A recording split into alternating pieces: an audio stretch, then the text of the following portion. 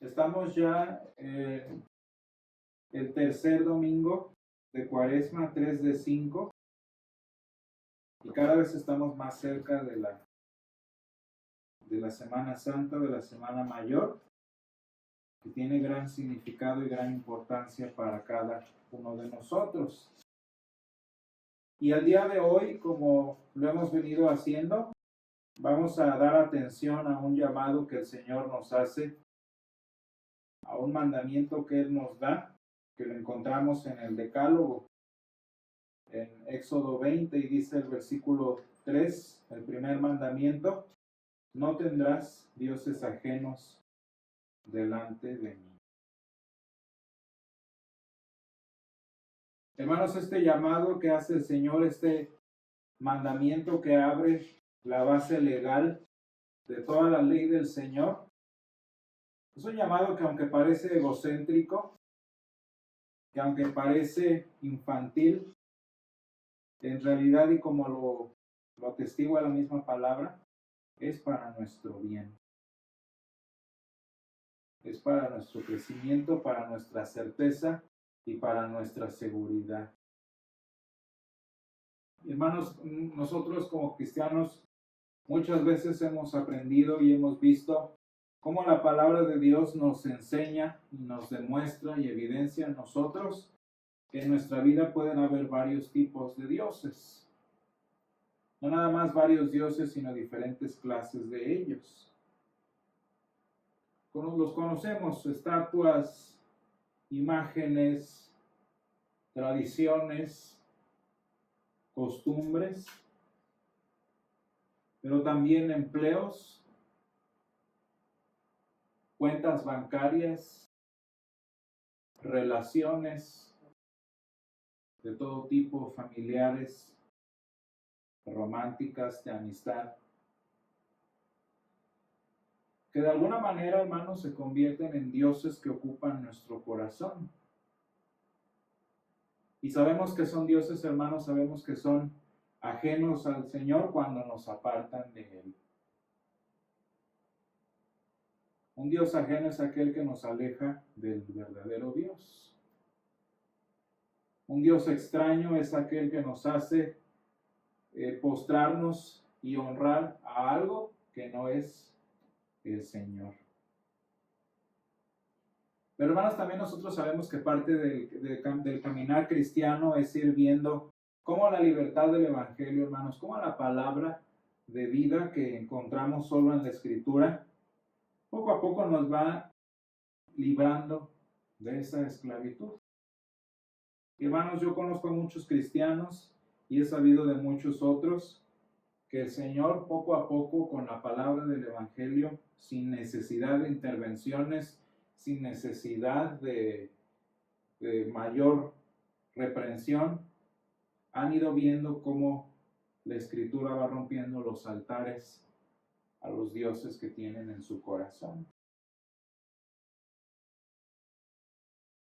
Y esta es parte del caminar cristiano. Así como el Señor fue abriendo paso para el pueblo en Canaán, así el Señor va abriendo paso en nuestra vida, deshaciéndose de estos dioses. Sin embargo, hermanos, la palabra de hoy, el mensaje de esta Cuaresma que estamos viviendo, nos recuerda que también hay otro tipo de Dios en nuestro corazón. Hay otra deidad, hermanos, a la que necesitamos que el Señor nos limpie. Y, hermanos, es que la Cuaresma nos recuerda, nos enseña que la manera en la que la palabra, la manera en la que el Señor va venciendo a los dioses en nuestra vida, es venciendo al más grande de ellos, que somos nosotros mismos. No hay Dios más grande en el corazón del hombre, hermanos, que el propio hombre. No hay Dios más grande en mi persona que yo mismo. Y todos los demás dioses son dioses satélites que simplemente sirven a este Dios del corazón. Y hermanos, es que eso es lo que queremos. Queremos que no nos repriman, queremos expresarnos, queremos gozarnos, queremos estar en libertad, en lo que nos da la gana, como tanto lo hemos visto en este tiempo.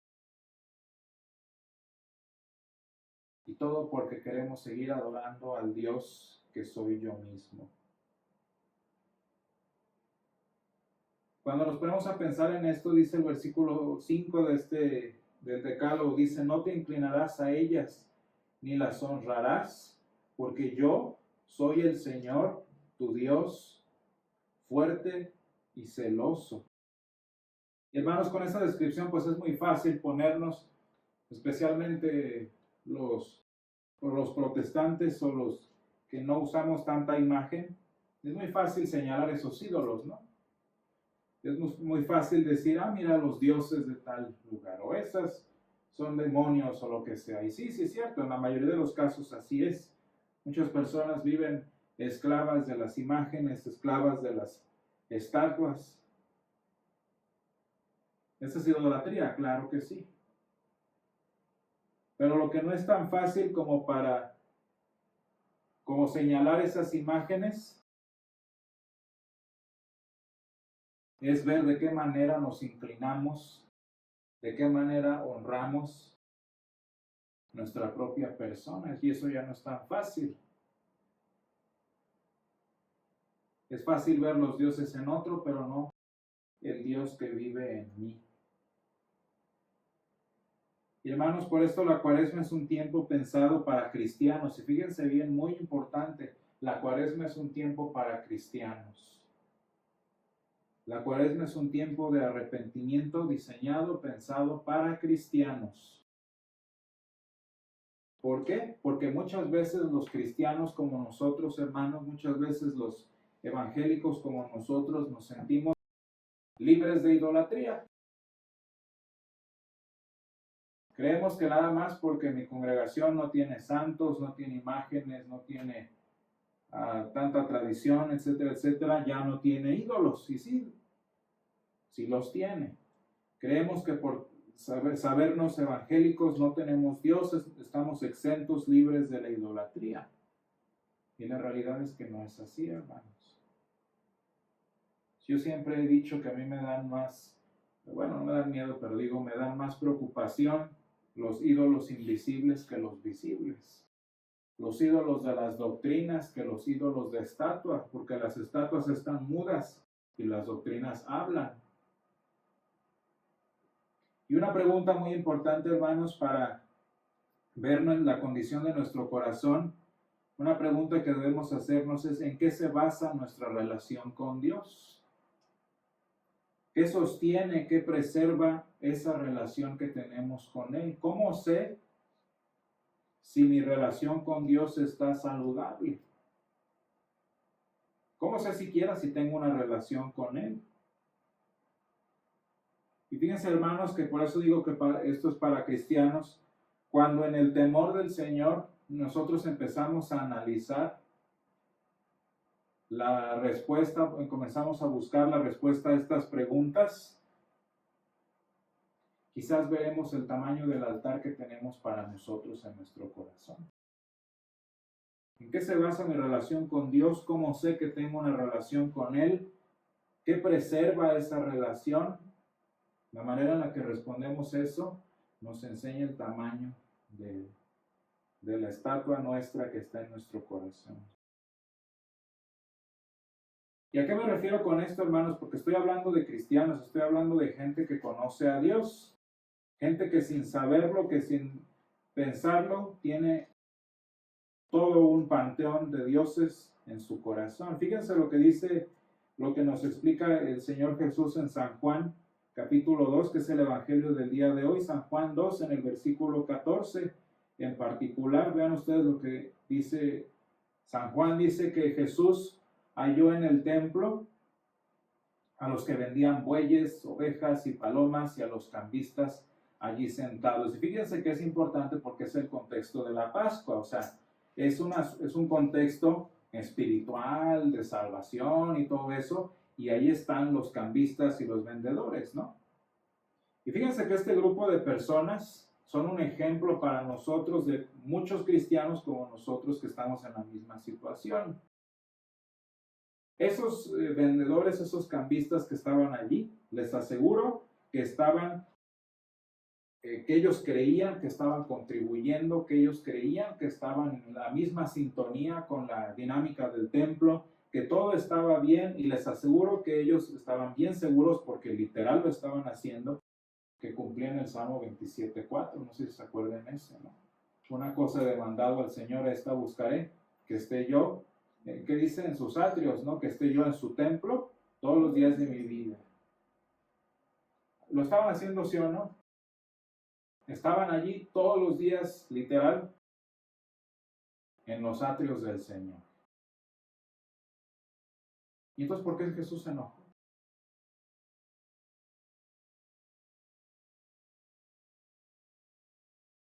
En el versículo 15 vemos que ese día el Señor les mostró lo lejos que estaban de Dios. Aunque estaban allí sentados en el templo, aunque estaban involucrados con todo lo necesario para la Pascua del Señor, Jesús va y les demuestra que su corazón estaba lejos. Como dice el Señor mismo, este pueblo de labios me honra, pero su corazón lejos está de mí. Muchos cristianos, hermanos, llegan a construir un altar para ellos mismos cuando confían en sí mismos como garantía de su relación con Dios. Yo estoy en la iglesia, es obvio que tengo una relación con Dios. Yo tengo a mi cargo este ministerio, obviamente que tengo una relación con Dios saludable. Al igual que los cambistas creen que por estar involucrados en la congregación, que por estar dedicados a la iglesia, por ayudar al ministerio, su relación con Dios está mal que saludable, está más que saludable. Y no, hermanos, así no son las cosas. Fíjense, porque Jesús les habla a ellos y les dice, destruid este templo. ¿De qué está hablando el Señor? Les está hablando a unas personas que estaban allí viviendo literal en el templo, y les habla del templo mismo y no saben ni de qué templo está hablando. Se supone que están allí, se supone que están involucrados, y el Señor les habla de la importancia de la crucifixión y la resurrección, y ni idea. Y hasta se sacan de historiadores, ¿no? 46 años fue edificado este templo y tú en 3 días lo levantarás. Ni idea de lo que era una relación con Dios.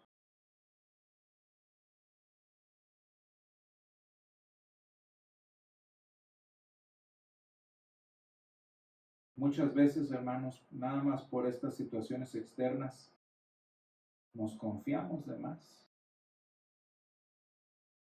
Y dice bien clarito el versículo 21, mas él hablaba del templo de su cuerpo. Nada que ver con lo que le entendieron los que según eso estaban en el templo. Y curiosamente, hermanos, también hay muchos otros creyentes menos confiados en lo externo, son menos, ¿cómo diríamos?, extrovertidos, que no son que ya tienen más experiencia, que ya lo han escuchado más y ya no confían tanto en lo externo, pero que se van a orar lo interno. Pero no porque sean lo interno, su confianza significa que están más cerca del Señor. Ya sea en acciones externas o en cosas internas, están igual de lejos del Señor.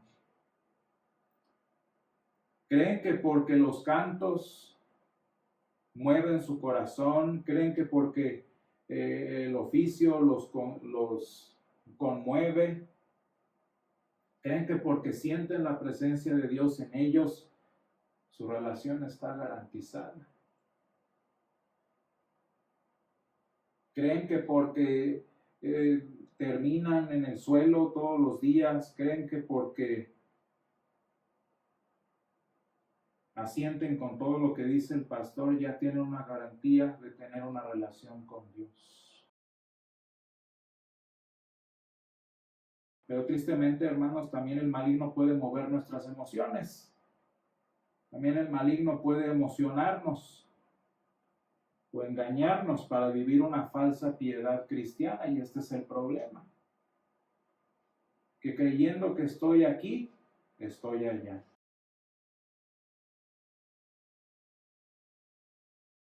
Y por eso el apóstol San Pablo, hermanos, en 1 Corintios capítulo 1, nos enseña en qué debe descansar nuestra relación con Dios, cuál es el sustento, el alimento, cuál es la garantía de nuestra relación con Dios y en la que debemos confiar. ¿Saben por qué? Porque es muy fácil confiar en señales externas, como dice el versículo 21, el versículo 22, perdón.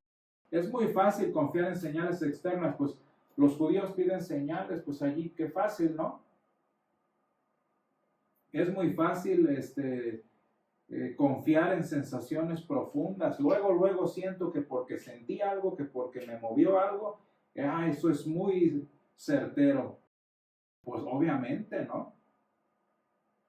Es que, y me acuerdo de una persona que decía, es que yo no siento el Espíritu Santo aquí. Entonces si lo sientes, eso es 100% seguro, porque obviamente, porque lógicamente, si sientes al Espíritu Santo es garantía de que Él está allí. Qué fácil es confiar en esto. Vean lo que dice San Pablo ahí en el 1 Corintios 22. Y sin embargo, vean el punto de San Pablo en este versículo. Él dice que la palabra misma ella da testimonio que lo impensable, que lo débil. Y dice él, usa la palabra necio, que lo tonto, que lo impensable. Es decir, la cruz de Jesús es lo único que tiene el poder de sostener, de alimentar, de resguardar, de garantizar, por así decirlo, nuestra relación con Dios. Solo la cruz del Señor, hermano, solo la muerte de Jesús puede ser la garantía de que yo tengo una relación con Jesús. Porque todo lo demás es circunstancial, irreproducible. Hermanos, por una razón los mensajes que llaman una y otra vez, que están dale y dale con el perdón de pecados, por eso los sermones que hablan y hablan del arrepentimiento, de venir al Señor, de confesar nuestro pecado, no son populares. ¿Saben por qué? Porque confesar nuestro pecado no es empoderarnos. Aquí no venimos a empoderar a nadie. La confesión de pecados no nos empodera, sino nos humilla. Y a nadie le gusta eso. ¿Saben por qué? Porque se siente muy bonito tener el control de mi salvación en mis manos. Se siente muy bonito tener el control sobre mi relación con Dios a través de mis emociones, de mis sentimientos. Se siente muy bonito tener la seguridad de que Él me ama cuando lo siento, cuando me mueve, cuando estoy metido en la iglesia. Y hermanos, esa relación con Dios basada en las obras, basada en las señales, no es una relación de gracia, es una relación de ley que te ganas y te la mereces si la hicieras bien. Pero ¿saben cuál es el problema? ¿Por qué creen que nuestro Dios nos llama al perdón de pecados? ¿Por qué creen que el Señor nos prohíba tener dioses ajenos?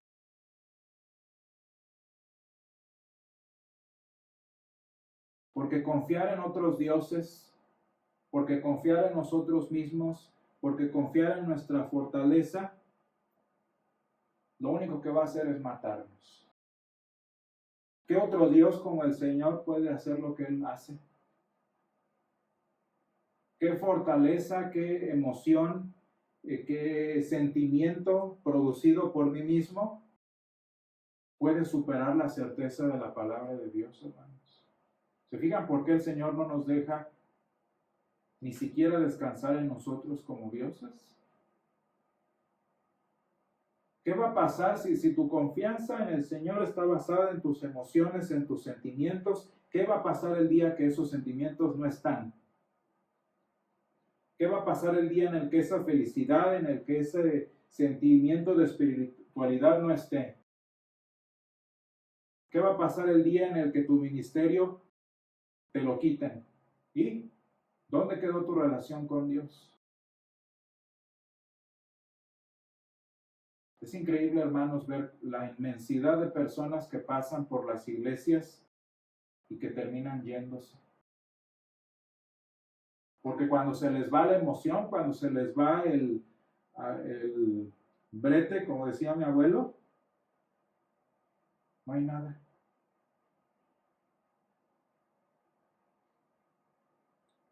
Y hermanos, el Señor escogió lo necio, escogió lo débil, porque lo que es obviamente una prueba, lo que es fuerte, suficiente para hacer una prueba de mi relación con Dios, ante nuestros ojos, no es suficiente y no es confiable para darnos vida.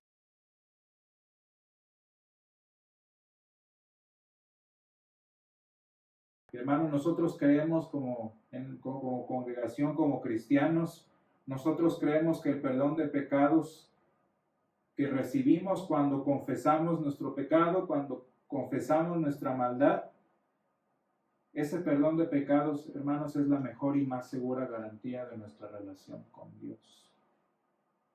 Una simple palabra, hermanos, que escuchamos cada 8 días, cada oficio, que no siempre se siente, que no siempre cambia algo en el exterior, que no siempre mejora las circunstancias y que sin embargo permanece para siempre, como dice Isaías.